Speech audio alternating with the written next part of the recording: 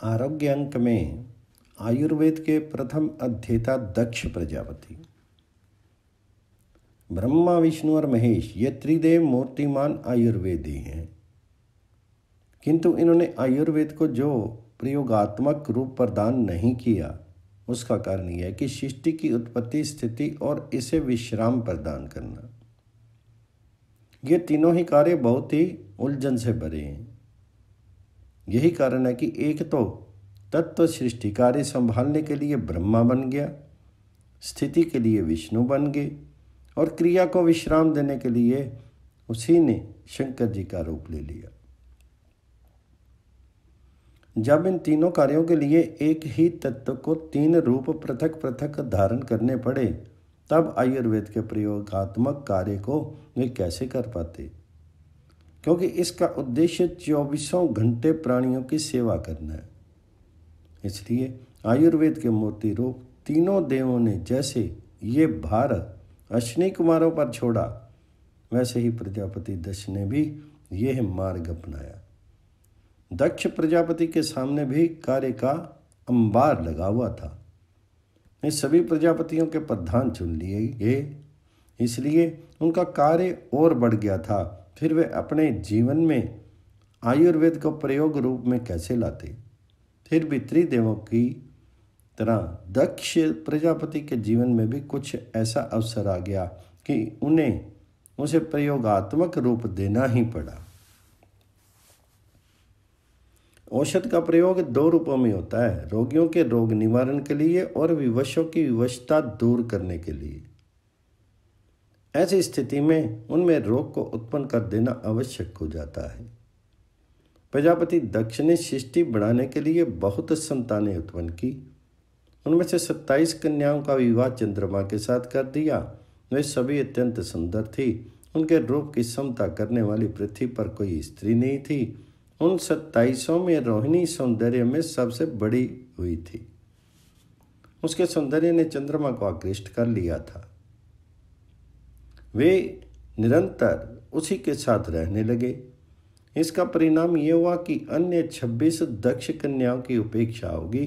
उन्हें क्रोध आना स्वाभाविक था, क्योंकि विषमता अच्छी नहीं होती। ये शास्त्र विरुद्ध भी है। अप्रसन्न होकर वे 26 बहनें अपने पिता दक्ष प्रजापति के पास पहुंची और बोली कि चंद्रमा कभी हम लोगों के पास नहीं आते, अतः हम सभी चाहती हैं कि नियम लेकर के आपके पास रह करके तपस्या करें। दक्ष को चंद्रमा का ये अधर्म पूर्ण व्यवहार अच्छा नहीं लगा। उन्होंने चंद्रमा को समझाया, तुम सभी पत्नियों के प्रति समभाव रखो, नहीं तो तुम्हें पाप लगेगा, ये तुम स्वयं जानते ही हो। इसके बाद दक्ष ने अपनी कन्याओं को चंद्रमा के पास भेज दिया। पिता का आदेश पालन का 26 बहनें चंद्रमा के पास पहुंची, किंतु चंद्रमा रोहिणी में इतने आसक्त थे कि उन्होंने फिर सबकी उपेक्षा कर दी। इस तरह 3 बार सभी बहनों को पिता के पास लौट करके पुराने अभियोग को सुनाना पड़ा। आसक्ति इतनी क्रूर होती है कि यह अपने चुंगल में फंसे व्यक्ति की आंखों को ही फोड़ देती है और कान भी बुत कर देती है, जिससे वह आसक्त व्यक्ति अपने से होती हुई भयानक से भयानक हत्याओं को ना तो देख पाता है और ना उनसे उपजी कराहों को सुन ही पाता है। चंद्रमा इसी घोर आसक्ति में फंस गए थे। अपनी 26 पत्नियों की हत्याओं को ना तो वे देख पाते थे और ना उनकी तड़पती हुई कराहों को ही सुन पाते थे। दक्ष भी सोम को प्यार भरे शब्दों में समझाते समझाते थक गए थे। उन्होंने राज्य शम्मा नामक रोग की सृष्टि कर दी। ये रोग चंद्रमा को हो गया। इसकी भयानकता के कारण चंद्रमा दिनों दिन क्षीण होते चले गए। इस रोग से छूटने के लिए उन्होंने बहुत यज्ञ किए, किंतु मुक्त नहीं हो सके। क्षीण होते होते उनका प्रकाश लुप्त सा हो गया। इसका परिणाम ये हुआ कि एक तो अन्न आदि औषधियों की उत्पत्ति रुक गई, दूसरे उनके स्वाद, रस और प्रभाव भी नष्ट हो गए। संसार विनाश के कगार पर आ खड़ा हुआ। देवताओं से चंद्रमा की ये दुर्दशा देखी नहीं गई। जब वे जान गए कि दक्ष ने इनके लिए एक यक्षमा रोग की सृष्टि कर रखी है, तब वे दक्ष प्रजापति के पास जाकर के बोले, चंद्रमा पर प्रसन्न होइए, उनके रोग के कारण संसार ही नष्ट होने को तैयार है। तब दक्ष प्रजापति ने इस रोग को हटाने के लिए चंद्रमा को सरस्वती नदी में गोता लगाने को कहा। सरस्वती एक तो स्वयं देवी है, दूसरे उनके जल में इस रोग को हटाने की शक्ति भी है। दुर्भाग्य से आज सरस्वती नदी का दर्शन नहीं होता। आयुर्वेद में इतनी क्षमता है कि रोगों को समूल नाश कर दे और उसकी सृष्टि भी कर दे। दक्ष की तरह चिकित्सकों के चिकित्सक भगवान शंकर ने बानासुर के युद्ध में ज्वर की ही सृष्टि कर डाली थी। इसी प्रकार आज से 2000 वर्ष पहले मगध सम्राट को सिर दर्द रहता था। ठीक निदान नहीं हो सकने से लाख चिकित्सा करने पर भी वह दर्द गया नहीं। उस समय तक्षशिला के स्नातक जीवक की तूती बोल रही थी। जीवक के पास 2 ऐसी लकड़ियां थी जो एक्सरे का काम करती थी। उन लकड़ियों से जीवक को ये स्पष्ट ज्ञान हो गया कि कोई कण खजूरा कभी उनके नाक में घुस गया होगा, जो वहां चिपक गया और वहां का रस पी रहा है। इस समय अंग प्रत्यंग बढ़ने से उसने भीषण रूप ले लिया। निदान हो जाने पर रोग को हटाना कठिन काम नहीं होता, लेकिन जीवक जान रहा था कि जो भी दवा इनके नाक में दी जाएगी उससे कण खजूरा तो मर जाएगा, किंतु राजा को इतनी असह्य पीड़ा होगी कि वह वैद्य पर ही क्रुद्ध होकर के उसे दंड दे सकता है। इसलिए वैद्य ने एक चाल चली। राजा से कहा, आप अपने यहाँ के सबसे तेज घोड़े को दे दीजिए, उससे हम किसी आवश्यक कार्य के लिए 1 घंटे के लिए बाहर जाना है। तब तक आप दवा के प्रयोग से स्वस्थ हो जाएंगे। एक दवा मैं दिए जा रहा हूँ, इसे थोड़ी देर बाद नाक में डालिएगा। 1 घंटे बाद मैं वापस आऊँगा। राजा ने घोड़े की व्यवस्था कर दी।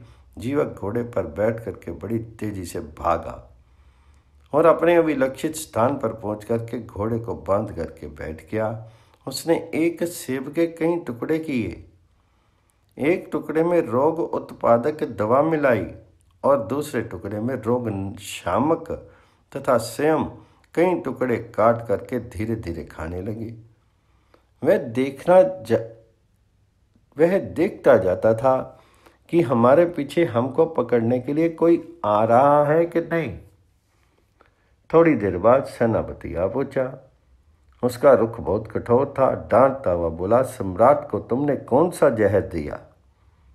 वे इतने छटपटा रहे हैं कि जिसका ठिकाना नहीं है। चलो, तुम्हें फांसी लगाई जाएगी।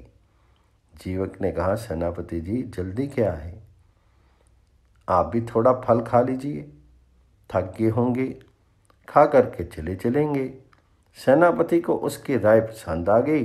उसने कहा, अच्छा दे दो। जीवक ने रोग उत्पादक दवा मिश्रित सेब का टुकड़ा सेनापति को खाने के लिए दे दिया। उस टुकड़े को मुंह में रखते ही बेचारे सेनापति के हाथ पांव स्तब्ध हो गए, बोलती बंद हो गई। मैं निढाल होकर के पड़ गया। बेचारे की आंखों से आंसू का प्रवाह बह चला। जीवक ने शांति और प्रेम से समझाया, सेनापति जी, हमने आपको कोई नुकसान नहीं पहुंचाया है। आप बहुत तैश में आए थे, हमको मारते पीटते ले चलते और पीछे इससे आपको भी बहुत पश्चाताप होता। आप 5 मिनट विश्राम कीजिए। हम जो कह रहे हैं उसका प्रमाण अभी मिल जाएगा। आपके आने के बाद सम्राट स्वस्थ हो गए हैं और हमारे स्वागत के लिए उन्होंने बड़े बड़े राजपुरुषों को भेजा है, जो शांति पाठ करते हुए मुझे ले चलेंगे। ये देख करके आपको अपनी अशिष्टता के लिए तकलीफ होगी। आपको ये तकलीफ ना हो, इसलिए हमने थोड़ी देर के लिए ऐसे रोग की सृष्टि कर दी है ताकि आप कुछ अशिष्टता ना कर सकें। इतने में सचमुच जीवक के स्वागत के लिए एक बहुत बड़ा समूह आ पहुंचा। एक सम्राट की तरह उसका स्वागत किया गया। तब जीवक ने सेब का वह टुकड़ा सेनापति के मुंह में लगाया, जिसमें रोग शमन करने की शक्ति थी। रोग शामक दवा मिश्रित टुकड़े को मुंह में लगाते ही सेनापति भला चंगा हो गया। जीवक के इन दोनों प्रयोगों से सेनापति को शारीरिक और मानसिक विश्राम ही मिला था, कोई कष्ट नहीं हुआ था। इस प्रकार वैद्यों में आवश्यकता के अनुसार रोग की सृष्टि और रोग के शमन करने की शक्ति होती है। दक्ष प्रजापति समग्र आयुर्वेद अश्विनी कुमारों को दिया और इस परंपरा को बनाए रखा। आरोग्य अंक में देव वैद्य अश्विनी कुमार। त्वष्टा ने अपनी कन्या संज्ञा का विवाह भगवान भास्कर से किया था। संज्ञा का अर्थ होता है सम्यक ज्ञान वाली। संज्ञा में अपने नाम के अनुरूप ही सम्यक ज्ञान का गुण विद्यमान था। वह अपने पति की सेवा में निरंतर लगी रहती थी, क्योंकि पत्नी के लिए यही सम्यक ज्ञान है। इस सेवा में भगवान भास्कर का प्रचंड तेज उसे विघ्न पहुंचाता था, क्योंकि भगवान जी का वह प्रचंड तेज उसे सहन नहीं हो पाता था। वह उस तेज को भी कड़ा करके सहा करती और पति को ये नहीं समझने देती थी कि उनसे उसको कोई कष्ट हो रहा है। वह सोचती थी कि धीरे धीरे सहन शक्ति आ जाएगी, किंतु मनु, यम और यमुना इन संतानों के हो जाने के बाद भी पति का तेज उसके लिए असह्य रहा। उसने तपस्या की शरण ली, किंतु पति की सेवा छोड़ करके पत्नी के लिए तपस्या करना भी धर्म नहीं माना जाता। इसलिए उसने एक उपाय निकाला। उसने अपनी छाया को पति की सेवा के लिए नियुक्त कर दिया और स्वयं अपने अस्तित्व की सुरक्षा के लिए वह अश्वा का रूप धारण करके उत्तर कुरु में तपस्या करने लगी। जब भगवान सूर्य को इस रहस्य का पता चला, तब वे अपनी पत्नी के प्रति त्याग हो गए और अश्व रूप धारण करके उनसे मिले। इस प्रकार संज्ञा से जुड़वा संतानें उत्पन्न हुई। इसमें एक का नाम दस्त्र और दूसरे का नाम नसत्य है। माता के नाम पर इनका संयुक्त नाम अश्विनी कुमार है। इनका सौंदर्य बहुत आकर्षक है। इनके देह से सुनहरी ज्योति छिटकती रहती है। ये दोनों देवता जितने सुंदर हैं, उतने ही सुंदर उनके पावन कर्म हैं। स्मरण करते ही वे उपासकों के पास पहुंच जाते हैं और उनके संकट को तुरंत दूर कर देते हैं। शिव नामक एक ऋषि थे। इनकी गाय बंध्या थी। अश्विनी कुमारों ने गाय के थनों को इतना शक्त कर दिया कि उनसे दूध की धारा बहने लगी।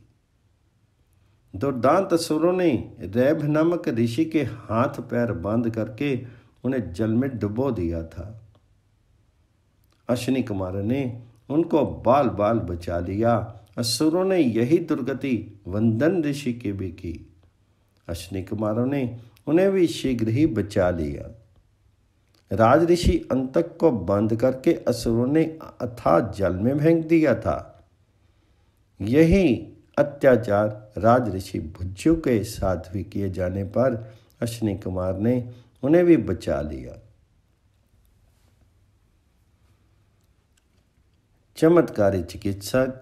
देवताओं ने इन दयालु अश्विनी कुमारों के ऊपर चिकित्सा का पूरा भार सौंप रखा था। अश्य बहुद्याम प्रति, यह आयुर्वेद का सिद्धांत इनके जीवन में स्वभाव बन करके उतरा हुआ था। ये हर प्राणी को ढूंढ ढूंढ कर उनकी मानसिक और शारीरिक बाधा दूर किया करते थे। पहला है शल्य कर्म, कटे हुए सिर को जोड़ना। एक बार देवराज इंद्र ने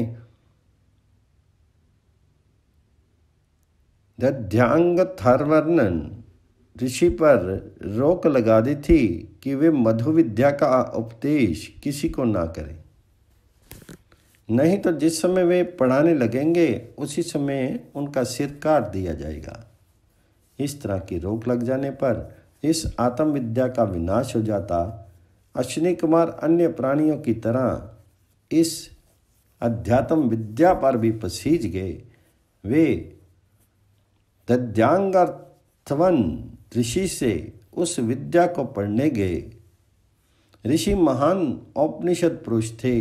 वे भी चाहते थे कि ब्रह्म विद्या का प्रसार रुके नहीं, किंतु उनके सामने विवशता थी। उन्होंने अश्विनी कुमारों से अपनी विवशता बताते हुए देवराज इंद्र की कही हुई चेतावनी सुनाई कि तुम इस ब्रह्म विद्या को किसी को मत देना,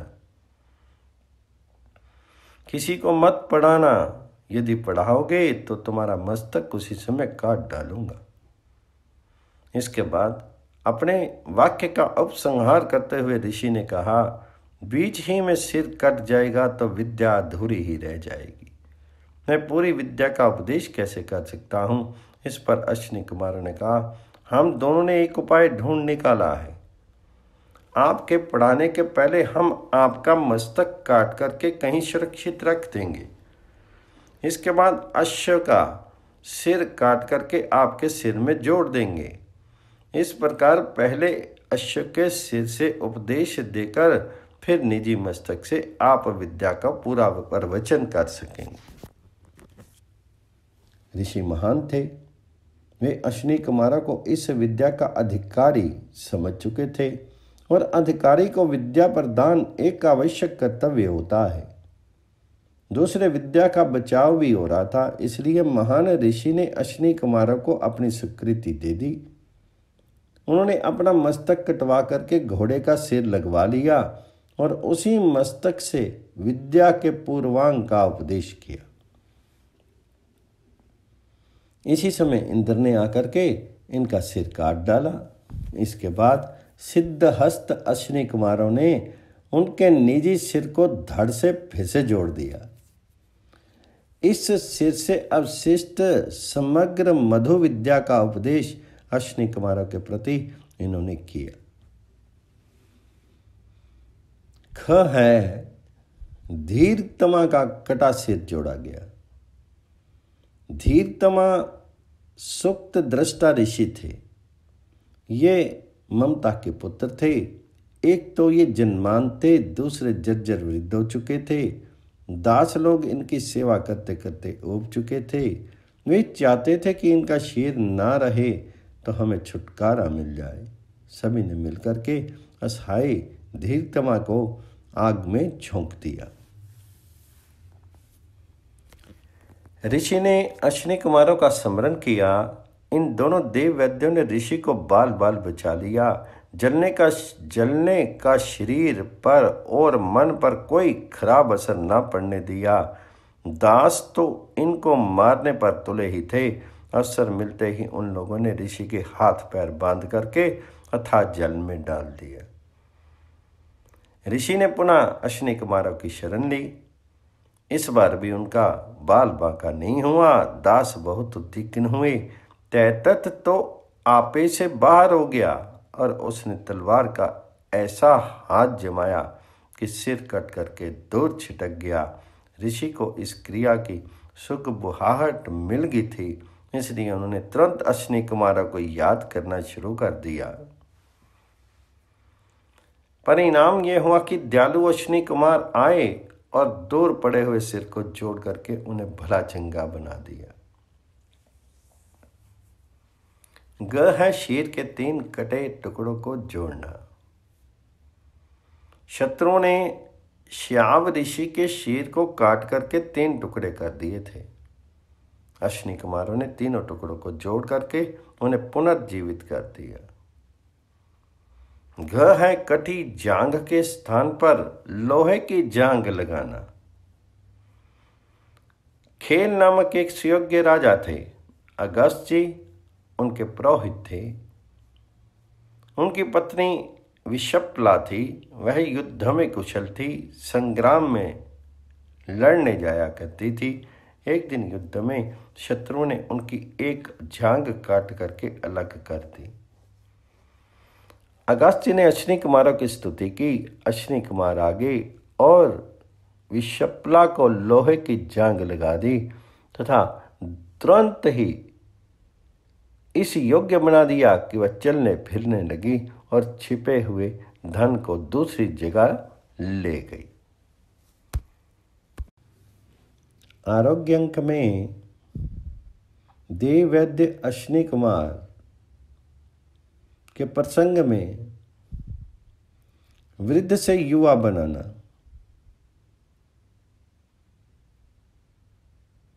क है च्यवन ऋषि को यौवन प्रदान। च्यवन मुनि महर्षि भृगु के पुत्र थे। जन्म से ही तेजस्वी और तपस्या के प्रेमी थे। एक बार उन्होंने वैदूर्य पर्वत के निकट नर्मदा के तट पर तपस्या आरंभ की। एकाग्र होने से वे ठूठे काठ के समान जान पड़ते थे। धीरे धीरे दीमकों ने उनकी मिट्टी से ढक दिया। लताएं उन पर चढ़ गई, किंतु तपस्या में लीन च्यवन को इन सब का भान नहीं था। उन्हीं दिनों राजा शर्याती इस सरोवर के तट पर अपने पूरे लाव लश्कर के साथ आए। राजा शर्याती आदर्श प्रजापालक थे और जनता के प्रिय थे। सब सुख होने के बावजूद संतान के नाम पर केवल एक सुंदर पुत्री थी, जिसका नाम था सुकन्या। सुकन्या को वह वनस्थली बहुत भाई। वह सखियों के साथ वन में इधर उधर घूमने लगी। घूमते घामते वह च्यवन की उस बांबी के पास जा पहुंची। वहां की भूमि बहुत ही सुहावनी थी। उन लोगों की चहलकदमी से ऋषि का ध्यान टूट गया। संयोग से कन्या अकेले ही बांबी के पास जा पहुंची। उनकी सुंदरता देख करके च्यवन को बहुत आनंद हुआ। उन्होंने सुकन्या को पुकारा, किंतु वह आवाज इतनी क्षीण थी कि सुकन्या उसे सुन नहीं सकी। वह आवाज प्रेम सिक्त थी। वातावरण में मादकता लाती हुई फूलने फलने लगी। इधर जब सुकन्या ने उस बांबी में चमकती हुई दो चीजें देखी, तब उसे बहुत कौतूहल हुआ। इतना कौतूहल हुआ कि उस रहस्य को जानने के लिए उसे कांटे से भेद दिया। ऋषि च्यवन में सभी गुण थे, किंतु उनमें क्रोध नाम का बहुत बड़ा दुर्गुण भी घर किए बैठा था। आंखें भींज जाने से वह क्रोध से लाल हो गए और उन्होंने शर्याती की सेना को के मल मूत्र बंद कर दिए। राजा शर्याती की सेना अनुशासित थी, किंतु मल मूत्र अवरोध से वह छटपटाने लगी। जो जहाँ था वह वहीं कर्राने लगा। राजा समझ गए कि ये जो च्यवन ऋषि कहीं तप कर रहे हैं, उनकी हमारी ओर से कोई अवज्ञा अवश्य हो गई। उन्होंने सबसे पूछा, यहाँ च्यवन ऋषि तपस्या कर रहे हैं, वे स्वभावतः क्रोधी हैं, उनका किसी ने अपराध तो नहीं किया? शीघ्र बता दे। सुकन्या ने आप बीती सुना दी। ये सुनकर के शर्याती शीघ्र ही बांबी के पास सके। उन्होंने बांबी से ढके वयोवृद्ध महात्मा च्यवन को देखा और उनसे अपने सैनिकों का कष्ट निवारण करने के लिए प्रार्थना की। उन्होंने कहा, मेरी पुत्री से अज्ञानवश आपका अपराध हो गया है, आप उस अपराध को क्षमा कर दीजिए। वृद्ध ऋषि सुकन्या पर पहले ही आसक्त हो गए थे। उन्होंने कहा, मैं इस अपराध को तभी क्षमा कर सकता हूं जब तुम्हारी कन्या पति रूप में मुझे वरण कर ले। राजा निरुपाय थे। उन्हें अपनी महान हृदय वाली पुत्री पर विश्वास था कि वह प्रजा के हित के लिए अपना बलिदान स्वीकार कर लेगी। उन्होंने महात्मा च्यवन को अपनी पुत्री दे दी। च्यवन मुनि के प्रसन्न होते ही सभी संकट टल गए। खुशी खुशी लोग राजधानी लौट आई। सुकन्या के ज्ञान बहुत बड़ा चढ़ा था। वह तप और नियम का पालन करती थी, प्रेम पूर्वक पति की सेवा करने लगी। च्यवन की जिस क्षीण आवाज को वह पहले नहीं सुन सकी थी, उसे अब वह कन कन में गूंजती हुई सुन रही थी। शीर बूढ़ा होता है, किंतु प्रेम निरंतर तरुण ही बना रहता है। पति प्रेम ही पत्नी के लिए धर्म है, और उस धर्म में च्यवन की वह क्षीण आवाज प्राण का संचार कर रही थी। उन्हीं दिनों रुग्ण मानवों की खोज में दोनों अश्विनी कुमार पृथ्वी पर विचरण कर रहे थे। संयोग से वे च्यवन के आश्रम की ओर कहीं जा रहे थे। उस समय सुकन्या स्नान करके अपने आश्रम की ओर लौट रही थी। उसे देख करके अश्विनी कुमारों को बहुत विस्मय हुआ। उन्होंने उससे पूछा, तुम किसकी पुत्री हो और किसकी पत्नी हो? सुकन्या ने अपने पिता और पति का नाम बताया, फिर अपना नाम भी बता दिया। अंत में कहा, मैं अपने पति देव के प्रति निष्ठा रखती हूँ। अश्विनी कुमार ने परीक्षा की दृष्टि से कहा, सुकन्या, तुम अप्रतिम रूपवती हो, तुम्हारी तुलना किसी से नहीं की जा सकती। ऐसी स्थिति में उस वृद्ध पति की उपासना कैसे करती हो जो काम भोग से शून्य है? अतः च्यवन को छोड़ करके हम दोनों में से किसी एक को अपना पति चुन लो। सुकन्या ने नम्रता से कहा, महान भावो, आप मेरे विषय में अनुचित आशंका ना करें। मैं अपने पति में पूर्ण अनुराग रखती हूँ। प्रेम आदान नहीं प्रदान चाहता है। पति का सुख ही मेरा सुख है। सुकन्या परीक्षा में उत्तीर्ण हो चुकी थी। दोनों देव वैद्यों को इससे बहुत संतोष हुआ। वे बोले, हम दोनों देवताओं के श्रेष्ठ वैद्य हैं। आवाम देव भीष्मवरो, तुम्हारे पति को हम अपने जैसा तरुण और सुंदर बना देंगे। उस स्थिति में तुम हम तीनों में से किसी एक को अपना पति बना लेना। यदि ये शर्त तुम्हें स्वीकार हो तो तुम अपने पति को बुला लो। सुकन्या ने जब च्यवन से इस घटना को सुनाया तो सुंदरता और यौवन पाने के लिए वे ललचा उठे। वे अश्विनी कुमारों के अद्भुत चमत्कार से अवगत थे। अतः सुकन्या के साथ वे अश्विनी कुमारों के पास पहुंचे।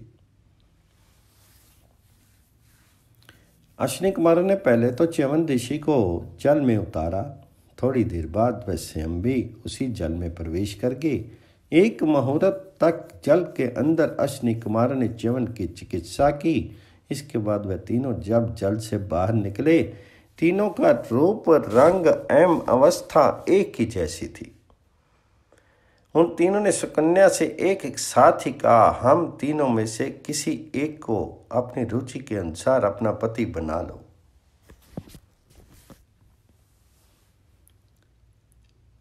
प्रारंभ में तो सुकन्या ठगी सी खड़ी रह गई। उन तीनों में से उसका पति कौन है ये समझ नहीं पाती थी। अंत में उसके पातिव्रत्य धर्म ने उसका साथ दिया। वह पति को पहचान गई और उसने च्यवन को पति के रूप में चुन लिया। सुकन्या इस बार भी परीक्षा में खरी उतरी। च्यवन मुनि ने तरुण अवस्था, मनवांछित रूप और पतिव्रता पत्नी को पाकर के बहुत ही हर्ष का अनुभव किया। वे देव वैद्य अश्विनी कुमारों का आभार मानने लगे। उन्हें प्रसन्न होकर के दोनों देवों से कहा, आप दोनों ने मुझे उपकार के बोझ से लाद दिया है। यह तभी हल्का होगा जब मैं आप दोनों को यज्ञ में देवराज इंद्र के सामने ही सोमपान का अधिकारी बना दूंगा। जर्जर बूढ़े का जवान हो जाना और देवताओं में सबसे सुंदर अश्विनी कुमारों की सुंदरता का उस शरीर में उतर जाना, ये दोनों बातें ऐसी विलक्षण थी कि बात ही बात में सारी दुनिया में फैल गई। राजा शरियाती ने जब ये शुद्ध वह समाचार सुना तो उन्हें वह सुख मिला जो संपूर्ण पृथ्वी का राज्य मिल जाने से भी ही हो सकता है। सुकन्या की माता तो प्रसन्नता से रो पड़ी। राजा पत्नी और सेना के साथ महर्षि च्यवन के आश्रम पर आए। वहां च्यवन और सुकन्या की जोड़ी को सुखी देकर के पत्नी सहित शर्याती को इतना हर्ष हुआ कि वह रोमानियों से फूट पड़ा। च्यवन ऋषि ने आए हुए लोगों का अत्यधिक आदर किया। राजा और रानी के समीप बैठ करके सुंदर सुंदर कथाएं सुनाई। अंत में च्यवन ने कहा, राजन, मैं आपसे यज्ञ कराऊंगा, आप तैयारी करें। महर्षि च्यवन के इस प्रस्ताव से राजा शर्याती बहुत प्रसन्न हुए और उन्होंने उनके कथन का बहुत सम्मान किया। समय से यज्ञ प्रारंभ हो गया। महर्षि च्यवन ने दोनों अश्विनी कुमारों को देने के लिए हाथ में सोमरस लिया। देवराज इंद्र वहीं बैठे थे। उन्होंने मुनि को मना लिया। उन्होंने मुनि को मना किया। उन्होंने कहा कि मेरा मत ये है कि वैद्य वृत्ति के कारण इन्हें यज्ञ में सोमपान का अधिकार नहीं रह गया है। च्यवन ने कहा, देवराज, ये अश्विनी कुमार भी देवता ही हैं। इनमें उत्साह और बुद्धिमता ये दोनों भरे हुए हैं। रूप में सब देवताओं में ये बढ़ चढ़कर हैं। इन्होंने मुझे देवताओं के समान दिव्य रूप से युक्त और अजर बनाया है। फिर इन्हें यज्ञ में सोमरस का अधिकार कैसे नहीं? इंद्र ने उत्तर देते हुए कहा, ये दोनों चिकित्सा का कार्य करते हैं और मनमाना रूप धारण करके मनुष्य लोक में भी विचरण करते हैं। ऐसी स्थिति में इन्हें सोमपान का अधिकार कैसे रह सकता है? इंद्र इस बात को बार बार दोहराने लगे। तब समर्थ महर्षि च्यवन ने इंद्र की बातों की अवहेलना करके अश्विनी कुमारों को देने के लिए सोमरस उठा लिया। महर्षि च्यवन, यदि तुम इन्हें सोमरस दोगे तो मैं तुम पर वज्र से प्रहार करूंगा। इसके जवाब में महर्षि मुस्कुराए और अश्विनी कुमारों को देने के लिए सोमरस हाथ में ले लिया। देवराज इंद्र ने प्रहार करने के लिए वज्र उठा लिया। तब महर्षि च्यवन ने उनकी भुजा को ही स्तंभित कर दिया और मंत्र का उच्चारण करके अश्विनी कुमारों के लिए अग्नि में सोमरस की आहुति दे दी। इसके बाद इंद्र को मारने के लिए च्यवन ऋषि ने अपने तपोबल से कृत्या प्रकट की। वह कृत्या बहुत ही भयानक थी। उसका नीचे का होठ धरती पर लगा हुआ था और दूसरा स्वर्ग लोक तक पहुंच गया था। भयंकर गर्जना करके वह कृत्या इंद्र को खाने के लिए दौड़ी। इंद्र घबरा गए। उन्होंने महर्षि च्यवन से कहा, आप मुझ पर प्रसन्न हो। ये दोनों अश्विनी कुमार आज से सोमपान के अधिकारी होंगे। इस कृत्या को आप हटा दें।